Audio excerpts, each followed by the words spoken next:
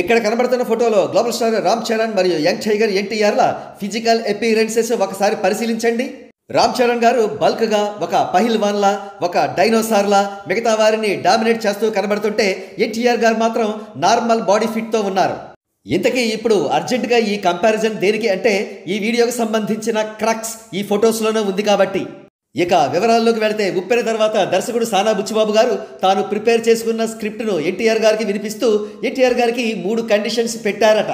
Condition number 1 long hair పెంచాలి, ఎన్టీఆర్ గారు ఎగిరి గంతేశారు. కండిషన్ నంబర్ 2 థిక్ బియర్డ్ అంటే గుబురు గడ్డం పెంచాలి, ఎన్టీఆర్ గారు ఆనంద పరవశులయ్యారు. ఇక కండిషన్ నెంబర్ 3 బల్క్ బాడీ పెంచాలి అంటే సింపుల్గా 6 ప్యాక్స్ డెవలప్ చేసి లైట్గా కండలు తిరిగిన దేహంతో ఉండడం మాత్రం కాదు. ఈ ఫోటోలో రామ్ చరణ్ గారు ఉన్నట్లుగా అందరినీ డామినేట్ చేస్తూ ఒక వస్తాదులా కనబడాలన్నమాట. ఆ కండిషన్తో ఎన్టీఆర్ గారికి నీరసం వచ్చిందని, బల్క్ బాడీ ఆ స్థాయిలో డెవలప్ చేయడానికి సరిపడా ఎనర్జీ తనకు లేదని గుర్తించి సానా బుచ్చిబాబు ప్రాజెక్టు ఓకే చెయ్యలేదు అనేది ఒక గాసిప్. సరిగ్గా ఇక్కడే మనం మరొక విషయం కూడా చెప్పుకోక తప్పదు.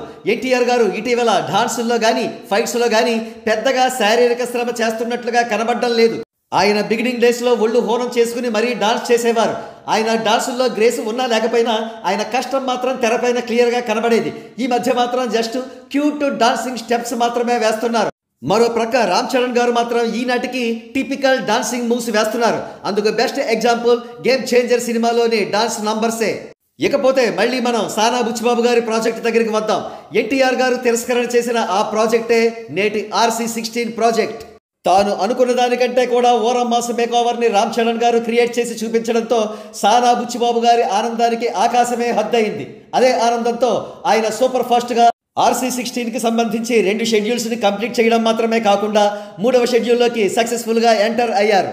ప్రస్తుతం RC16 ప్రాజెక్ట్ మీద ఉన్న బజ్ ఏ రేంజ్లో ఉందో సినీ అభిమానులందరికీ కూడా తెలిసిన విషయమే.